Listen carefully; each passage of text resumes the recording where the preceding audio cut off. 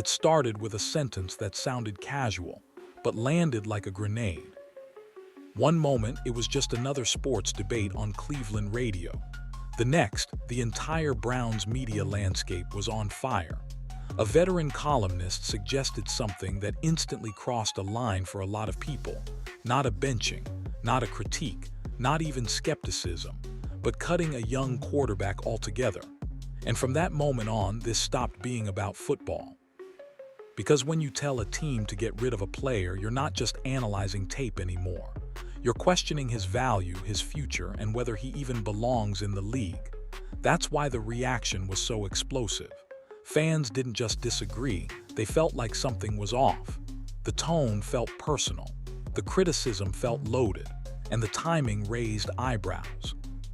Then came the part nobody expected. Another respected voice in Cleveland sports didn't stay neutral. He didn't play both sides. He went straight at it, calling the comment reckless, unnecessary, and completely out of bounds. And he didn't whisper it. He said it on air, publicly, and without hesitation. What followed wasn't a back-and-forth debate. It was a full-on media confrontation that pulled fans, insiders, and analysts into the same argument. Because underneath all the noise was a bigger question no one could ignore anymore. When does analysis turn into targeting? And who actually gets to decide when a player is done? What unfolded next exposed far more than one hot take, and once you see the pattern, it's impossible to unsee it. The comment that set everything off didn't come wrapped in sarcasm or exaggeration. It was said plainly, and that's exactly why it hit so hard. When Lloyd floated the idea that the Cleveland Browns should move on entirely from Shedeur Sanders, it immediately stood out from the usual quarterback debates fans are used to hearing. This wasn't about cleaning up footwork.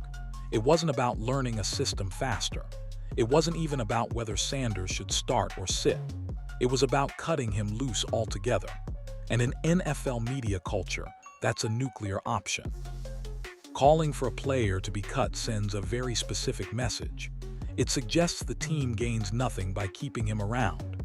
No upside, no development value, no future role. That's not criticism, that's dismissal.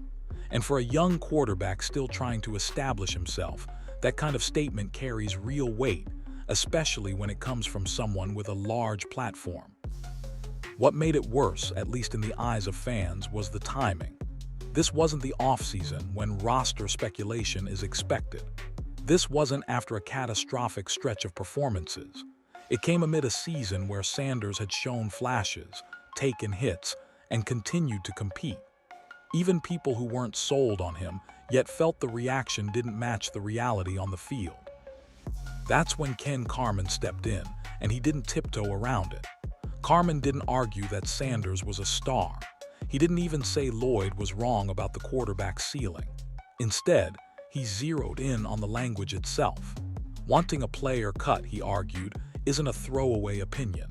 It's an extreme position that demands an extreme justification. And that justification simply wasn't there. To Carman, this felt less like football analysis and more like frustration boiling over. Frustration with the conversation, frustration with the fan response, maybe even frustration with being challenged. Whatever the reason, Carman made it clear this wasn't how responsible coverage is supposed to work. And once that door was opened, people started looking back and noticing things they hadn't questioned before. Once people started replaying the timeline, a pattern began to stand out, and that's where the conversation shifted from one bad take to something much bigger. The skepticism toward Shedeur Sanders didn't suddenly appear out of nowhere. Lloyd had made it clear early on that he wasn't sold. That alone wasn't controversial. Every young quarterback gets doubted. The issue was how quickly every stumble became confirmation, while every step forward was brushed aside. Midseason, Sanders had a rough outing.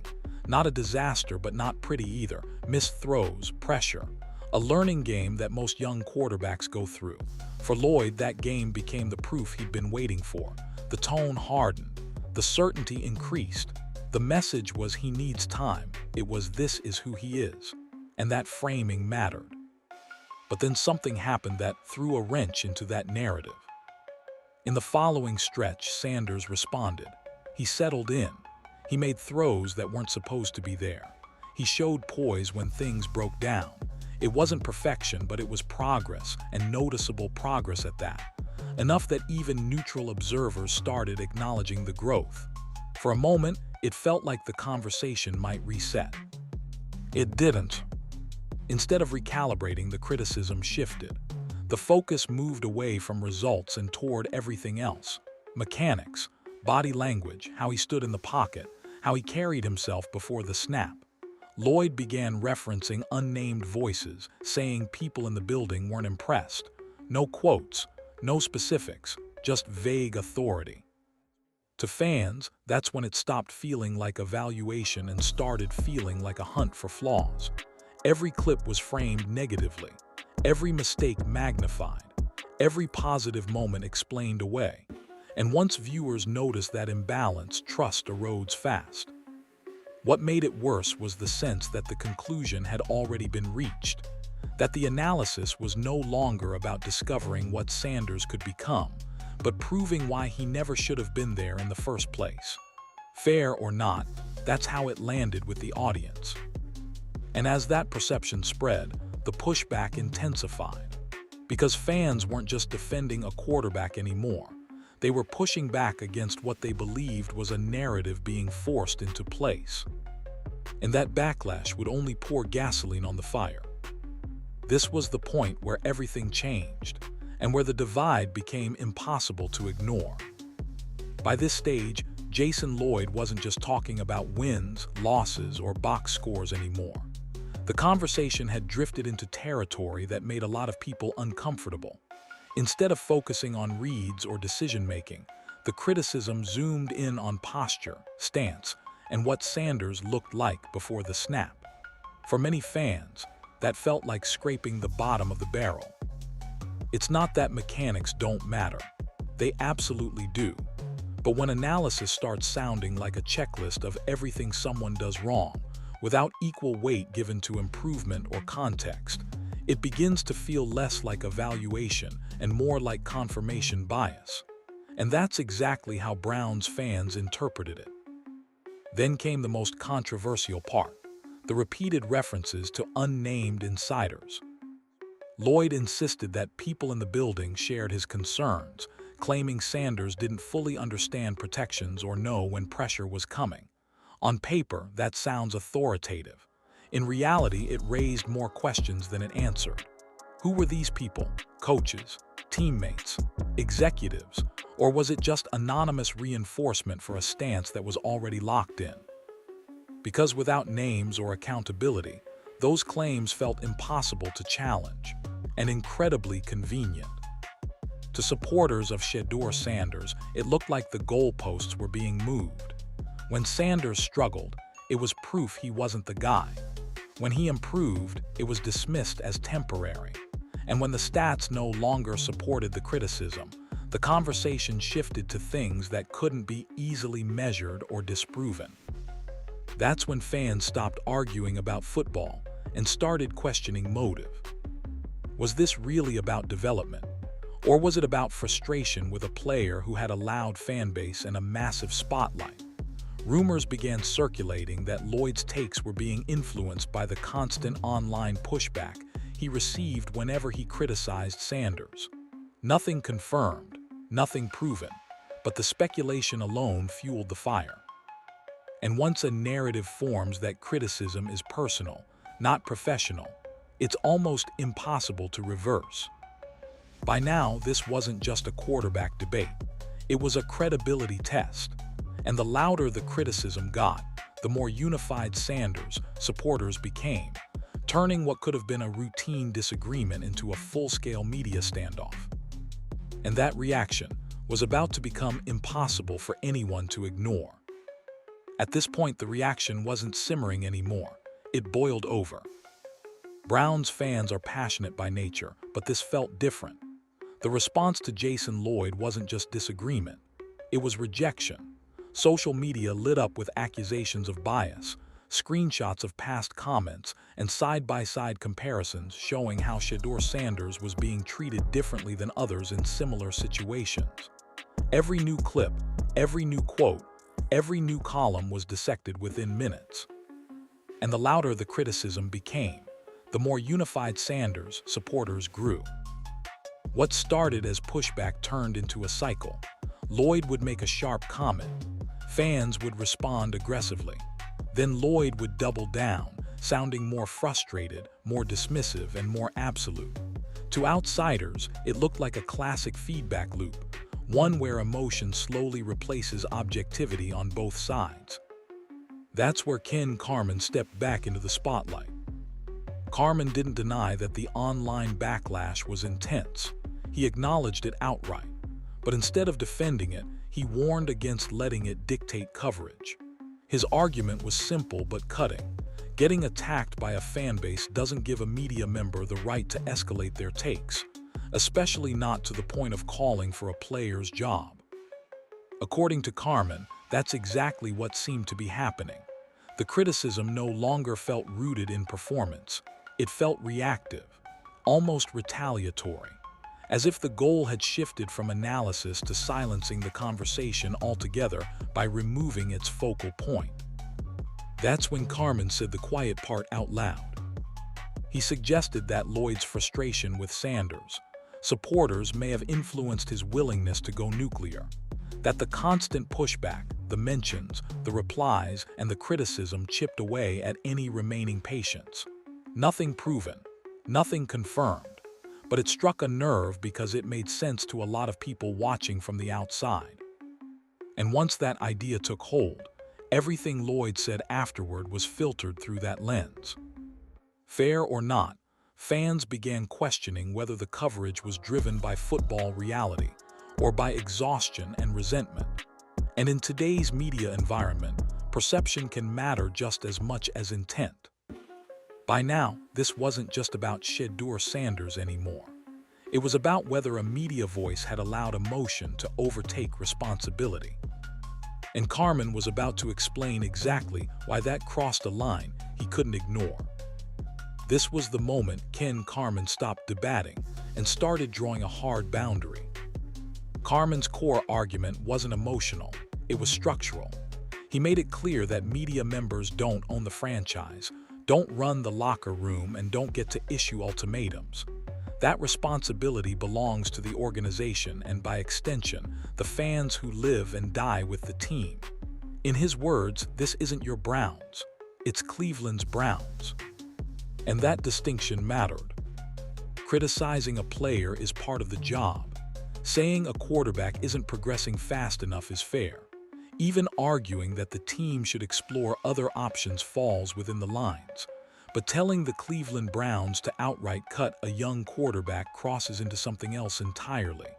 To Carman, that wasn't commentary, it was overreach.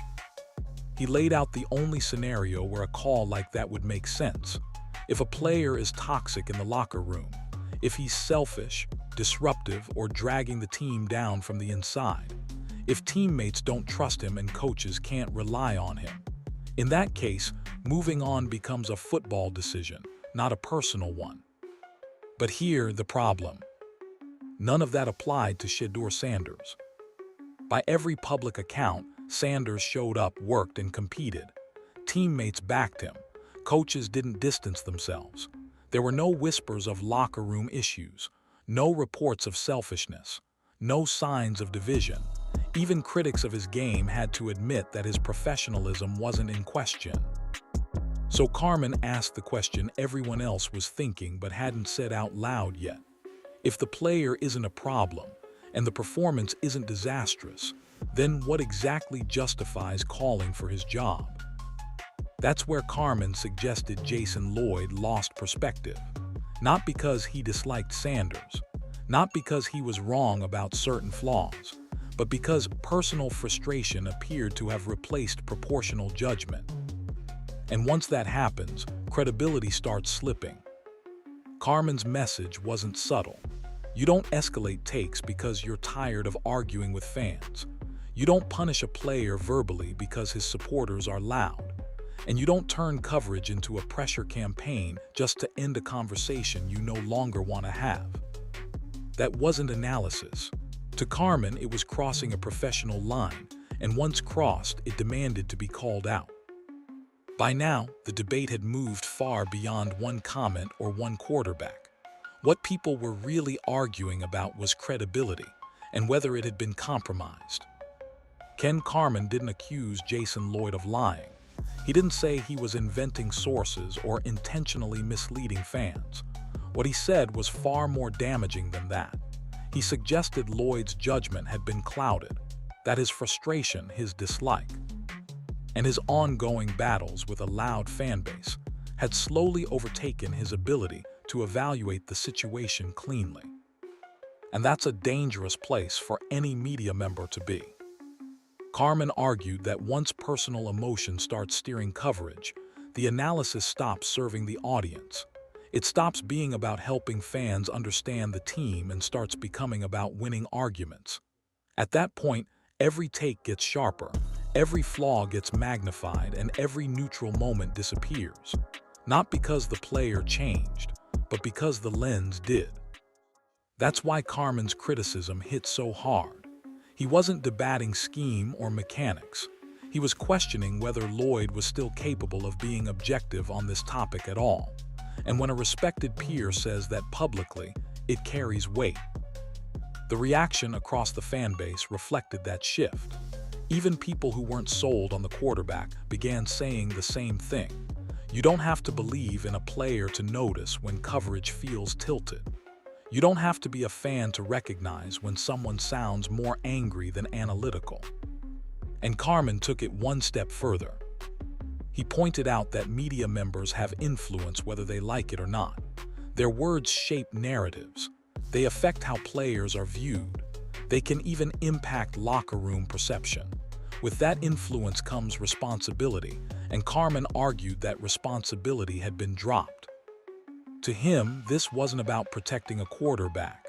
It was about protecting the integrity of the conversation, about making sure criticism stays proportional, grounded, and fair, even when it's unpopular, especially when it's unpopular. Because once fans stop trusting the intent behind coverage, everything collapses. Every future take gets questioned. Every critique sounds personal.